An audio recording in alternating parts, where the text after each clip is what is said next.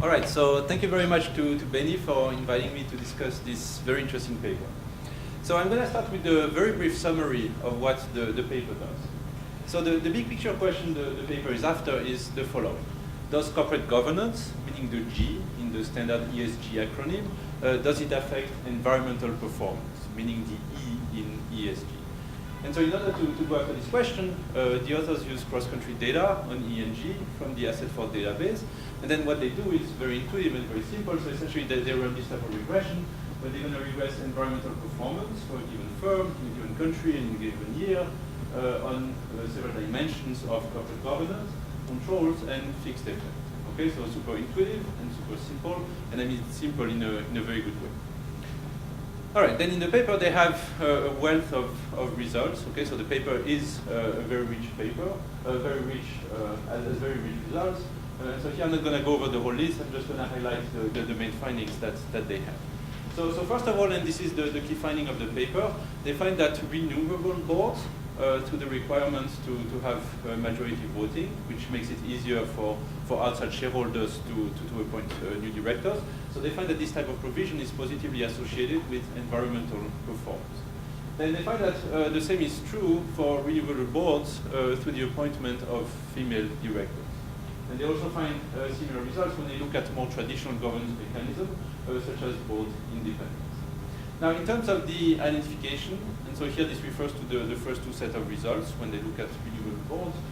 So there, as Carl explained, so they exploit country-level regulations that will essentially force firms to either adopt majority voting or to add a female director. Okay, so essentially you have this type of very nice situations where suddenly firms in a given country, they essentially get forced to have more women on their board. Okay, so which is quite helpful.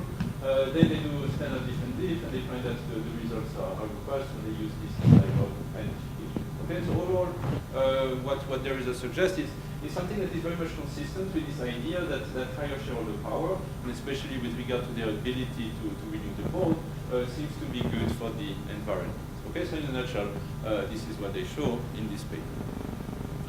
All right, so there's a lot to like about this paper. I mean, this is obviously a very big picture paper on a very topical subject, and also a question that is actually quite important. Okay, so how can we improve? How can we design the governance in order to improve the environmental footprint of companies? Also, one thing that I really like about the paper is that they try to be very comprehensive, and they consider several dimensions of corporate governance.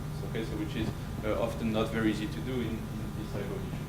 And also the paper is very well written and thought-provoking.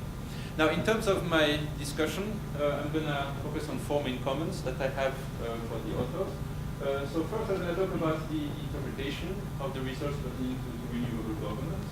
Then I'll talk about the results on traditional governance. Then I have a few things to say on the empirics, and finally I have a very brief comment on the measurement. All right, so let me get started with my first comment pertaining to the results on renewable governance. So here the question that I have for the authors is whether the story that they have in the paper, whether this is truly a story about renewable governance per se, or whether this is more of a story about director characteristics. Okay, and just to make it very clear why I think this is an important distinction, let me just try some sort of an alternative interpretation.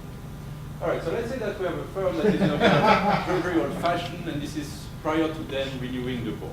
Okay, since they are very old-fashioned, so they have those very old-fashioned directors who are kind of old and crappy, and they don't really care about the environment, so they just go and pollute like crazy.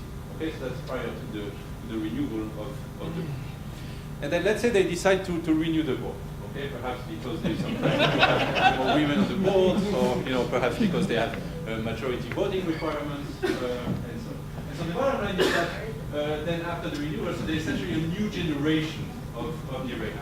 Okay, and this new generation, they tend to be younger people, and they're also more likely to be women. Now, sorry, pointer. Yes. Yeah.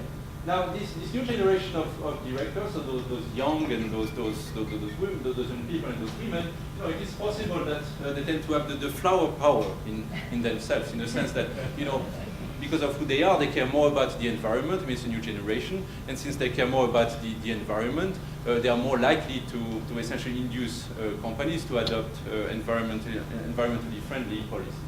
Okay, so in this type of scenario, so essentially what really matters is the characteristics of those directors as opposed to having those provisions that are conducive to renewing the board. And so in the sense of what this story can illustrate is that in this type of narratives, I mean, renewable boards are important, but essentially they're important because they kind of accelerate this transition towards the new generation of directors that might be more open towards the environment. Okay, so in this kind of narrative, I mean, this is not so much about renewable governance per se, but rather about the characteristics of those new directors. Okay, in fact, it could very well be that once this transition is complete, so this transition towards this new generation of directors, it could very well be that renewable boards are actually not that important for environmental performance. Okay, so this leads to my first suggestion to the authors. And so here, I mean, I don't think that this type of story is a threat for the paper. I mean, this is more about the semantics of the paper and about the qualification of how to interpret the results in the paper. But I think it would be important to kind of have a sharper discussion of this distinction between renewable governance per se and director characteristics, because I think this is something that's actually quite important for the narrative of the paper. Okay, so I would kind of try to straighten out this distinction in the writing of the paper. And my second comment pertains to the interpretation of the results pertaining to the traditional governance. So in the paper, so they have 6 different mechanisms that they consider when they compute the measure of traditional governance. And so you have things such as board independence, board size, CEO chairman separation, board structure, audit committee independence, and stock classes. Okay, like if you have dual class shares or not. Now, leaving identification aside, just looking at those, I find it is actually not so easy to think about, how we would think about the relationship between those 6 provisions and environmental performance. Now, after looking at the conceptual framework in the paper, the way they motivate, I mean, it's very clear that the paper is a story about this type of short-termism. Okay, so the fact that we have those managers that tend to focus on the short term, and then the question is how those outside shareholders, how can they pick governance mechanisms that would essentially mitigate this type of short-termism behavior. And so from that perspective, I think it might be actually quite helpful to add more discussions of those governance mechanisms, but from the perspective of the temporal orientation of those different mechanisms. Because some of them, they will have sort of a short-term component, and some of them may have sort of a long-term component. Okay, so in this context, I also wanted to advertise some of Karen's work in this regard. So she had this very interesting paper that looks at long-term executive compensation. And what she finds is that long-term executive compensation matters for the environmental performance of firms, whereas short-term compensation does not. And I think, and this is my second suggestion, I think it might be helpful that in the discussion of those governance mechanisms, to think a bit in a more systematic fashion about the temporal dimension of those different governance mechanisms, because that might help to kind of organize the thinking when you go over the list of governance mechanisms. And I think this is also something that would allow you to establish kind of a more direct bridge with the conceptual framework that you have at the beginning of the paper. All right, comment number 3 pertains to the empirics. So here the good news is that the fundamentals of the paper are actually quite good. Okay, and here I'm referring to the part where they use some identification schemes. I mean, they do have the right setup. They have those country-level shocks. I mean, they are reasonably exogenous. They're also staggered. They are different countries, so they can do a nice different diff with a very natural treatment and control. Okay, so this is good. These are good fundamentals of the paper. The bad news, however, is that in the paper there are a lot of standard diff and diff tests that are missing. Okay, and so what I was really missing is that there is no test for free trends, there are no graphs, you guys don't really look at the dynamics, there is no assessment of the covariance balance. And so I was a little frustrated because you have those very cool instruments, this cool setup, but you don't deliver the full battery of tests that would really allow you guys to make a very compelling case. Okay, so that would be my next suggestion. Just to go for the kill, to run the full battery of different tests. And I mean, I understand you don't want to waste 20 pages on that, but this is why we have online appendices. Okay, and I think this is a good opportunity because you have this nice framework. So just do all the tests you can, just to really convince the referees that what you have is really robust and also kind of passes the bar based on all those kind of criteria for different diffs. Also, one more thing on the different diffs. So here, this is taking as example the analysis where they look at those regulations to have more women on boards. So here, the way how they run the different diff is a little interaction between the treatment dummy, okay, so which is equal to 1 for those countries after the treatment, so for the treated countries after the treatment, and they interacted with whether the company has increased female representation on the board. Now, this is reasonable, but since you have an interaction, it would be informative to also report the two different terms as standalone. Okay, so female board representation as standalone, and also the treatment dummy as standalone. And especially the one at the bottom might be helpful because it would allow you to distinguish between the effect of the treatment when you don't increase female representation versus the effect of the treatment when you do increase female representation. Okay, so in a sense, this one could be used as some sort of a placebo test that could help you, further argue for your identification. Okay, so that would be my next suggestion. So to add the standalone terms, and my guess is that they would be insignificant, but it is worth adding them nevertheless. All right, and my last comment is actually a simple comment measurement, which is a bit of a cheap shot in this context. So, as we know, measuring environmental performance is something that is very tricky. Carl mentioned that. One concern that has been raised in recent articles is that those ratings, they might be gameable. And so here I don't really have a story in mind, but perhaps if we think hard enough about it, there might be reasons why different types of directors, they may have different abilities to game those ratings. Okay, and just to kill all these type of concerns, I think it would be good to have a set of analysis where you use kind of the more objective component of environmental performance, and to some extent you guys do that with the kind of output measures. But I think it would be good to consider separately things like the amount of CO2 emissions, the volume of toxic releases, so things that are more objective and that are less likely to be gainable. Okay, that would be my final suggestion to the authors, just to do a bit more robustness with the measurement of environmental performance. All right, so that's all I have. So overall, this is a very nice paper, which is well worth reading. Thank you very much. Thank you.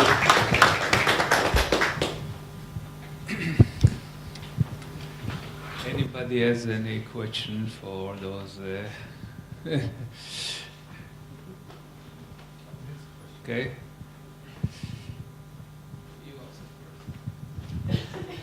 Quick question, just a valuation effect. Have you looked into that at all? No, and partly because it's just really hard to measure that. And I would rather focus our paper on whether the governance and the channel for investors to essentially get their wishes. Because it's kind of a belief that if they want this and they own the shares, then they don't want to shoot themselves financially. They must believe that it's valuable, but it's going to be really hard to pick up long-term valuation effects in the short term with, Cube around the world or something like that. So, it's not impossible to do. I personally don't know if I would trust it even if it came out positive. Right, I would just go further.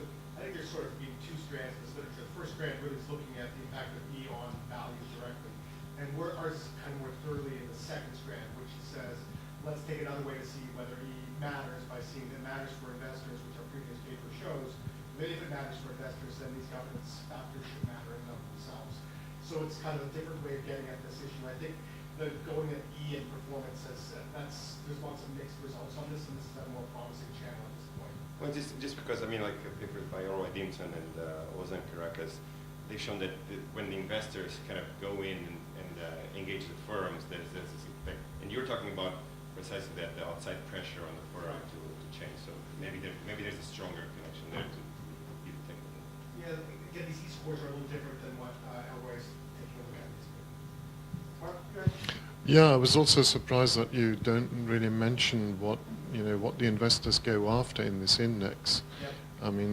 They state very explicitly, very often in their stewardship statements or even the stewardship codes state what they care about in this asset 44 index, and that's what they engage on, or they say we divest. So it's a bit like what Roy said, and then you have all these variables, but they're sort of like catalysts or things that might make that process easier or less easy, but you're not really mentioning what the objective of these investors here is in that index that you're measuring. And it could be a really direct effect, for example, so if you're looking for identification, I would have thought, how can they do this? Do they sign up to a stewardship code in a particular country, or does the country have a stewardship code? So, the variables you've chosen to get identification, like for example the female director, it sounds very indirect for going after the. I think it is indirect. Yeah. I think actually that's one of the beauties of it, in the sense that I think that the effort is, when there's a forced effort to have more female directors on the board, the indirect effect is that actually improves the environmental performance. And so when investors have more power, then one ends up with more environmental performance, which is what we're showing. So let me go to your earlier point.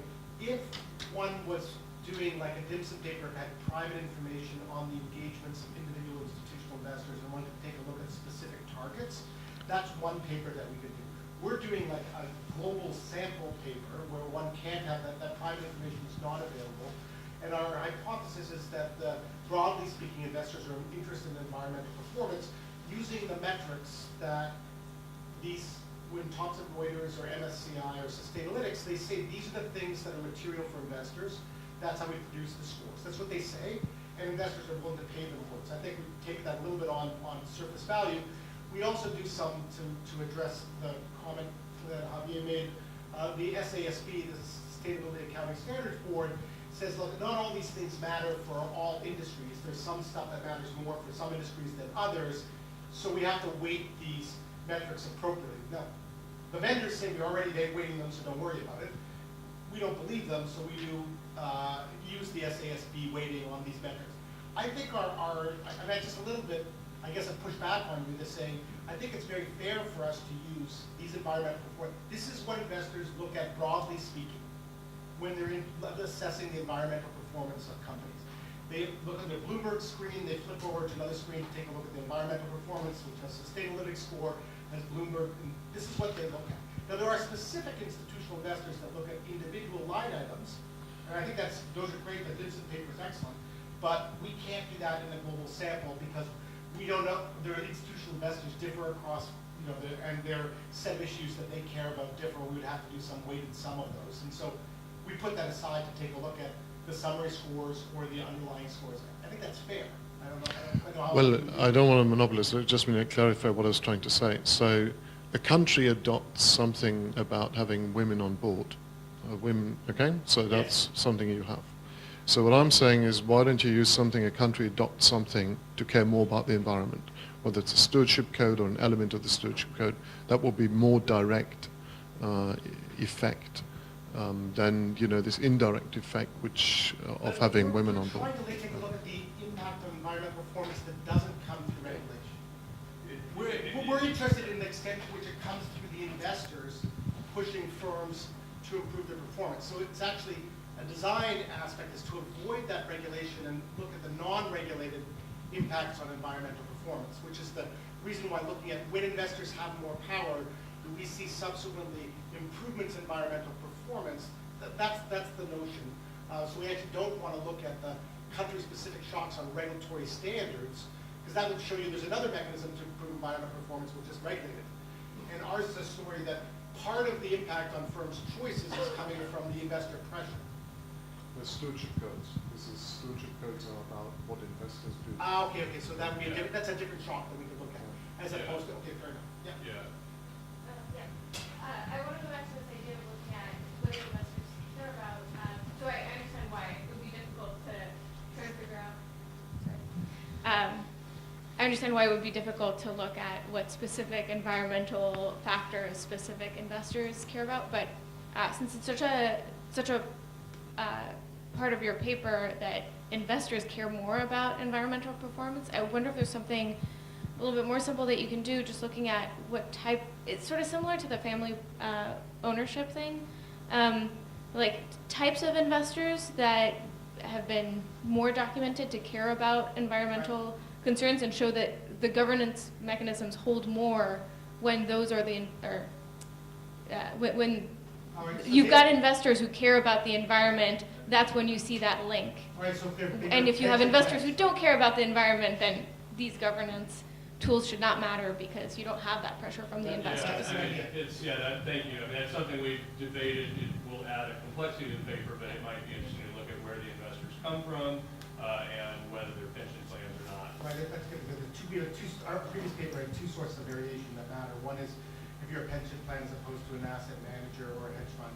And then the second dimension is what country you're from. If you're a European asset manager, you care about these things. If you're an American asset manager, the first order approximation, you couldn't care less.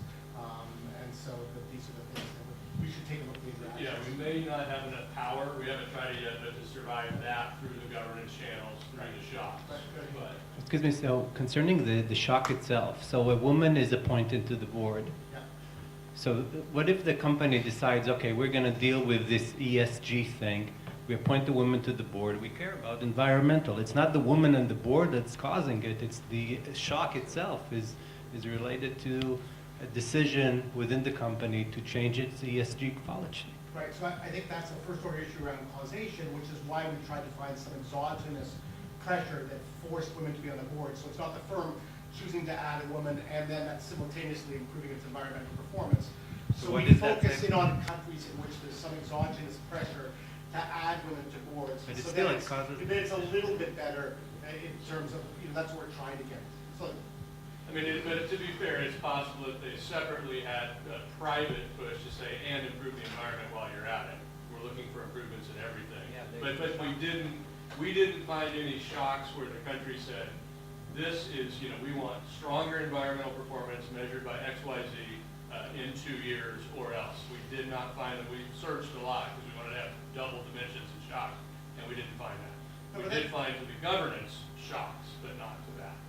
the advantage of our majority voting shock in the Canadian context is that institutional investors couldn't care less about the environment when they pushed to have majority voting, but it subsequently led to a 30% improvement in environmental performance. At least that was a separate shock from that. So again, I understand your concern. So I get that you're punting on the MPV issue, Yeah. and you're focused outside the United States. But since we know a lot more about investor preferences within the United States, I mean, is there any evidence? Institutional investors will obviously care about litigation risk related to environmental, but that doesn't mean they care about solar panels or other things in the corporate headquarters. And as a matter of fact, the CEOs might care about those things a lot more. They might get personal consumption out of that. Is there any evidence that the BlackRocks, Vanguards, Fidelity care about this stuff? You mean other than what they say? Well, I mean about how they vote, and there are shareholder proposals, right? But those aren't coming from the big investors. They're coming from the pension funds, the public pension funds, the unions, right? So our prior papers show that the bulk of U.S. institutional ownership is of U.S.-based asset managers and mutual funds of that sort. So not pension plans, U.S.-based. And in our prior paper, we showed that institutional ownership didn't seem to have any significant impact on firms' environmental performance in the U.S. So to a first order approximation, if we think of Fidelity, Vanguard, State Street collectively owning 15% of the U.S. equities, and that's the bulk, they didn't seem to be pushing for this. At least not prior to 1 year ago. But what we do actually find, we've done some subsequent analysis, taking a look at the U.S., and we find that these governance measures could also correlate with improved environmental performance within the U.S. So that we do have something that these governance measures seem to be correlating. The prior paper shows institutional investors. The U.S. ones don't seem to care as much about this. I think there's some changes that are taking place. There's a little bit at the end of our sample. So the last 3-4 years, that's when BlackRock comes out with these statements. That's when CalPERS has said we will not use as an asset manager people that don't pay attention to your ESG footprint. There's a nice paper by Hartzmark at Chicago about showing how sustainability ratings of mutual funds affect subsequent mutual fund flows in a rather dramatic way. So I would say that the tide is turning in the U.S. At least that's what the evidence would suggest. But historically they haven't cared, and more recently they do care more. Okay, as usual, papers by Alex and Carl take longer than